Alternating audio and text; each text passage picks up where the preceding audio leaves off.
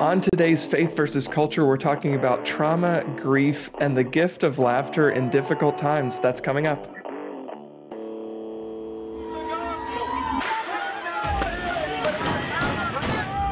have sex before you marry is a bad idea. Don't tell me there's no such thing as gun violence. That just depends on your definition of when life begins. There are problems of sin and habit that cannot be solved outside the person of our Lord Jesus Christ.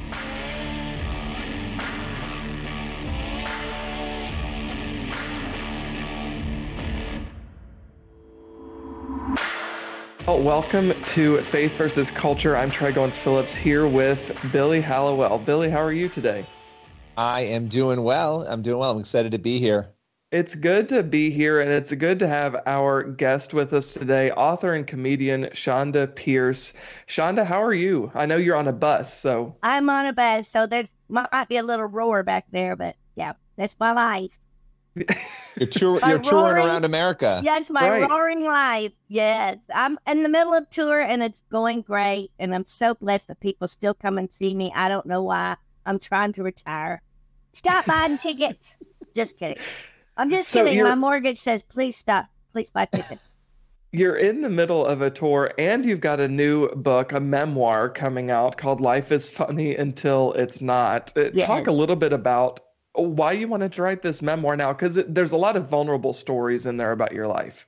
There really, really is. And isn't that life? You know, one day it's hilariously fun and going great, and then boom, something happens and it's not so funny. And I have done this for 32 years. I've made a living telling the good and the bad and the ugly of myself.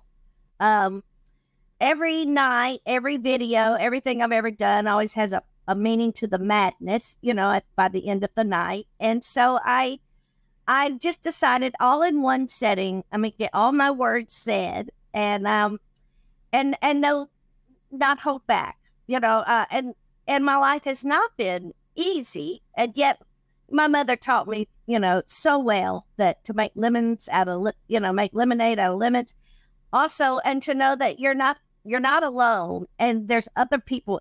Look, you can turn on the television and see someone's life harder than yours.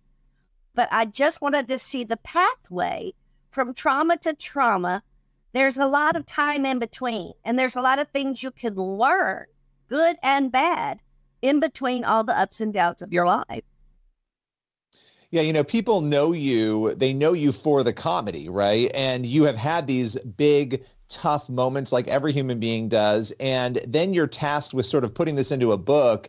Yes. Was that a challenge to decide, okay, I want to share this, I don't want to share that, even getting into the details of what you were going to share? You know, to be honest, I'm terrified.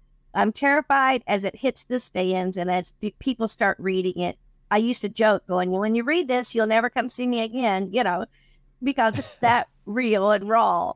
I look back at it now going, oh, maybe I shouldn't have told that, but yet I stand by everything. I've learned hard lessons, and I've learned them the hard way. And I pray that I was able to show, not just tell, but to show good things to do in the bad days and things to not do in the bad days, and in the vulnerable days.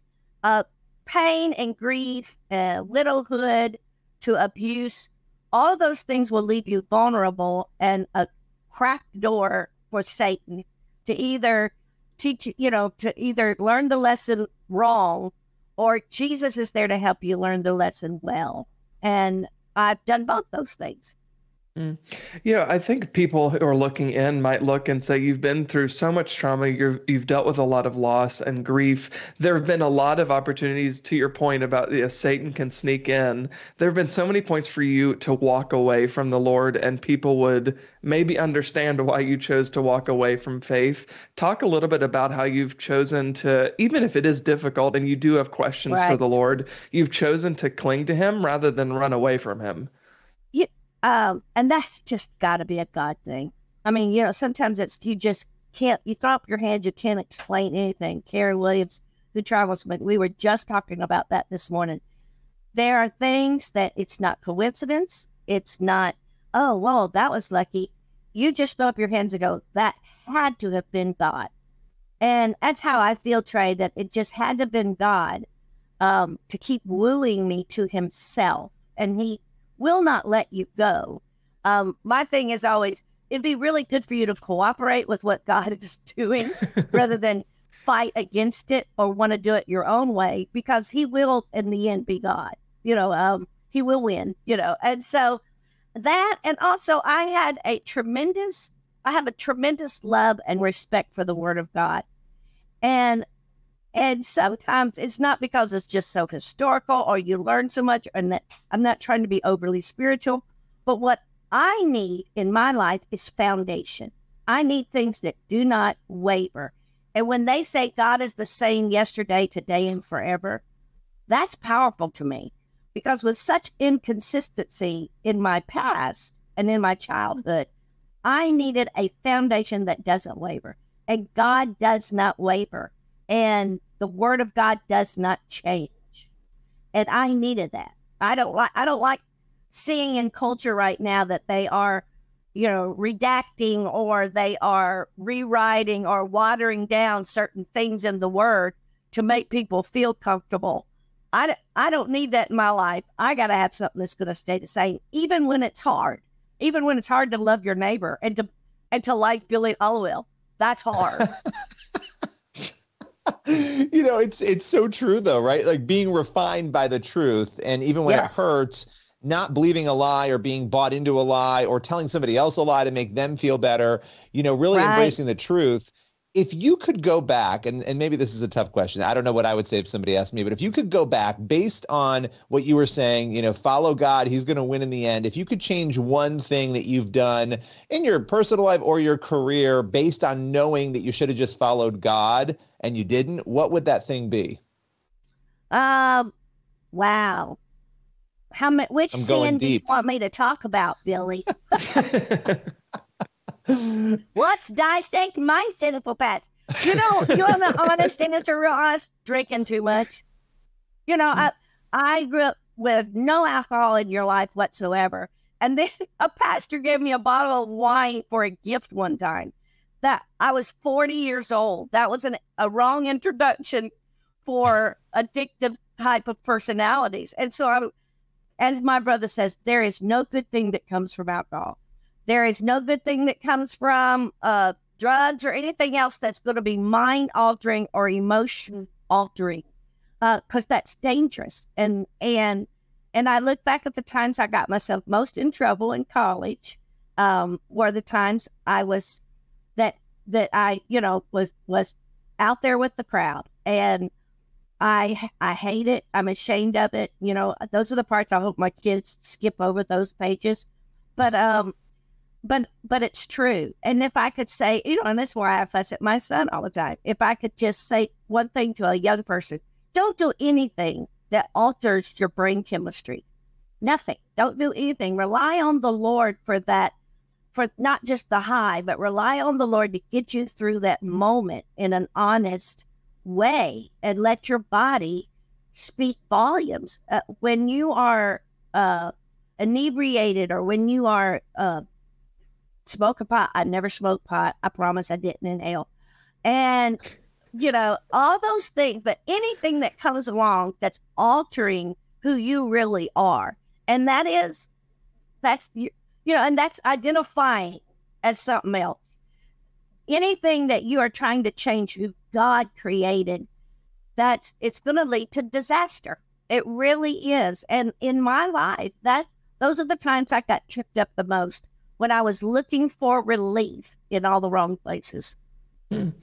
You're talking about some difficult things here, but we're also kind of laughing through it too. And it just reminds me of how much laughter can be good medicine, as Proverbs says. And laughter is such a good tool to communicate really difficult truths sometimes, but like you've seen over the course of your career how comedy has been received in culture. And I think we're in a time right now when comedy is sort of under attack. Like it's not okay to laugh at things, and we kind of villainize the comedians who make light of really tough things. And in our culture, talk about that, about how comedy is so necessary in a culture, whether you're Christian or not, to really talk about the difficult things of life. One, you're right. Comedy is a great relief in the release. I'm not the first one that thought of that. That's in the Bible that says laughter doeth good indeed like a medicine. And it's so true. We need all of our emotions. We were created with all of them. And so using them all at a proper time and at a proper place, it can be great medicine. It can be great relief. It's okay to be angry, but sin not, so it's those emotions that we use. I will say, Trey, when they start coming at comedy in this cancel culture, we're all in trouble. Believe me, I don't like filthy comedy. I wish people would not take that precious jewel of an art and run it through the meal of nasty words and nasty, subject matter. But I applaud everyone's right to speak. If you would go back and follow some of your great comedians of the past and watch their old stuff, you would have a blueprint of what was going on culturally in the country. And so it's a great historical reference, you know what I mean, to following comics. Now, I do hate it when it gets filthy. But at the same time, when you start trying to cancel people who are taking bits and pieces of culture and making light of them or talking about them or their right and their free speech for them to decide what they want to talk about, that's a problem. It's like rewriting a history book when you start changing up what comedians, want to talk about or are talking about. You can't regulate and legislate the heart. That has to come with a spiritual change and a spiritual awakening in each individual out there. I wish we could write a law that says we never use ugly words anymore. My mother would have loved that, or we never talk about this broken person here or that over there. You can't regulate some of that. That has to come within your heart. And I look and think that's kind of what cancel culture is trying to do, is make us all the same person. And we'll never be the same person. That's what gives us the flavor of individuality. It's what makes the world go around. And so, yeah, I applaud every comic that's out there, but this canceling thing's got to go away. Look, believe me, and I'm surprised I haven't been canceled. I've been trying to get canceled. Please, just cancel. Well, there's I need to stay. Oh, yeah. There's so much more to discuss, and maybe in the second segment we can work to get you canceled if we want. But we will have a lot more coming in the second segment of the show, so stick with us. We'll be right back.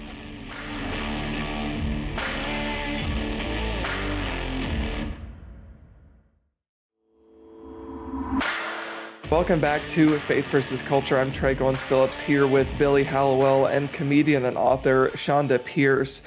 One of the things I want to ask you about, Shonda, is how did you get into comedy? Where does that fit in with your relationship with the Lord? Was this something that you knew, like as a kid, I really want to just make people laugh? No, I used to just try to make my mother laugh to avoid getting a whooping. You know what I mean? If I could make her laugh, she would forget why she's coming at me with a hairbrush. I fell in love. I was a theater arts major in college. My mother was really good about noticing our things we liked and then helping us pursue that. She would drag me to auditions when I was a little kid, for theater things and the local, theater groups. But it wasn't until college I met one of my teachers. Happened to write the shows for Opryland USA, which was a theme park in Nashville. And as a college kid, I went there and auditioned, and it was my first job as a married woman, singing and moving slightly to the music because I wasn't allowed to dance back then. But I was in one of the shows out there, and in order to get a paycheck, I was terrible at dancing because my church believed it would send you to hell. And so they gave me the part of Minnie Pearl, and I impersonated Minnie Pearl for 5 times a day, 6 days a week. And the providence of God, it was interesting because I look back, it was at a time when nothing in my life was particularly funny. I was coming out of a divorced home after my father had been a pastor most of my life. My sisters had recently passed. I had married my high school sweetheart, but the new months of marriage and is difficult and strange when you grew up like me. And suddenly I get a job making people laugh. And that is really when the laughter was great medicine for my own life. It was years later, I got saved again. I got saved 340 times growing up because that's just my theology was a revolving door experience with Jesus. And so the last time, I think it really stuck. And I didn't think I was allowed to do comedy in church. And I met a man named Mark Lowry who invited me on tour. And I opened for him for like 70 cities. And as they say, the rest is history. I just fell in love with making the church laugh. And I've had opportunity and invite to step outside of my demographic often. And I've done USO tours, and I've done a few comedy clubs here and there. But as for me and my house, for some reason, and I've argued with the Lord about it, but for some reason, I feel like my calling was to just hold a mirror up in front of the church world and say, one, we need to laugh about this, or here's a truth that you can feed, and it's easier to be fed in this funny story than it is just come right out and saying it. So that's been my MO, and I love it. And I love my demographic. I'm 32 years. I've made a good living where I am, and I'm happy. Yeah. Yeah. And you are, you're highly accomplished. You're the best-selling female comedian in history, I believe, if I'm not mistaken. RIAI, the people that give gold records or platinum records, I think I've had the most platinum and most gold records of anybody because I'm certainly not the highest paid. And even at the ceremony when they were giving me the big gold records or platinum records, and I said, but this is so hard to believe because there's Chelsea Handler and Whoopi Goldberg and, Ellen DeGeneres, Joan Rivers. And the man said, I know, we did the math twice because we'd never heard of you. Well, it's one thing I have to say about you that's really interesting too is that you're not afraid to say what you think, right? In comedy and outside of comedy, you'll sometimes weigh in on things that are happening, a little bit of politics, and a lot of people are too afraid to do that because of the cancellation. But now knowing you want to be canceled, maybe that's why. But why are you so open, about what you believe and think? Well, who was it? There was a great comic. Well, one of my favorite sayings, Lucille Ball said, "I'm not funny. What I am is brave." And I love that quote. Who was it that Mark Twain said, I'll always speak the truth so you don't have to backtrack to see what it was, but you'll remember what you said before. And that's a lot of it. I just have to just be honest. I do have a filter. I just don't use it enough. And that was something that was wrong with me since the day I was born. Ask my mother. I want to ask you too, as we're kind of rounding out the conversation, tell us a little bit about, and this is kind of a big question. So, but you've been doing this for 32 years as a comedian.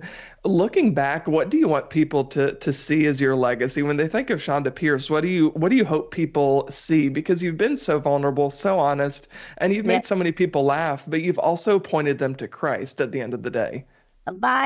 My number one thing, Trey, and even in reading this book and every tour, I pray they don't really remember my name because, one, they can't ever pronounce it. So might as well not remember it. I pray that they go, there was this funny girl, but man, did she believe in God? Did she love God? And that paid off. You know what I mean? That, wow, there must be a God because she made it. And surviving is one thing, but thriving is another. And I've done both. Yeah. Well, thank you so much, Shonda, for taking some time to talk with us today. I appreciate you being here. Thank you very much, Trey. Thank you, Billy. Thank you.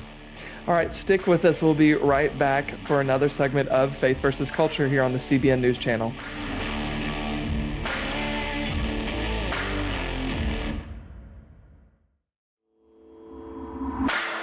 Welcome back to Faith versus Culture. I'm here with Billy Hallowell, and I'm Trey Goins-Phillips. Billy, what did you think of that conversation with Shonda? She's always a joy to have on because she'll make you laugh, if nothing else, but also communicates just a lot of truth about the gospel. Yeah, no, she's always so fascinating because even before you go on air with her, she makes you laugh. I mean, she's just a very funny person. And I think, we talked about this in the interview, but she's gone through a lot, right? With her husband's death and just other issues. And I know the book explores a lot of that. So just getting a chance to see somebody who can laugh through it and be grateful despite all of that is incredibly powerful and also just fun. She's just a fun person. Yeah, I think it's a good reminder, conversations like these, that it is important to laugh. There's nothing wrong with laughing. I think as Christians, sometimes we can be a little bit too serious when it comes to spiritual things. Obviously, we need to take the word of God seriously, take our spiritual relationship with him seriously. But God is the inventor of all of these things. If there are people like Shonda who are so funny, just imagine how much funnier the Lord is, because that's where we get all of comedy, is from the Lord. And I appreciate what she said too about how we take good things and we kind of pervert them. So there's a lot of comedy that isn't honoring the Lord, but there are opportunities like she's done for the last 30 plus years where you can honor the Lord in humor and you can honor God with laughter, because it is a good medicine for us. It's kind of a balm to the soul, I think, when we're going through really tough times. I know my family, we've been through some tough seasons, and when you can laugh, it's like, man, that just kind of lets some of the steam out. So it's good to have those conversations, and great to know that God is with us in the good stuff and in the bad stuff, and will carry us through. So such an important conversation. I'm glad we could have her on, but stick with us. We'll be right back to wrap up this episode of Faith versus Culture.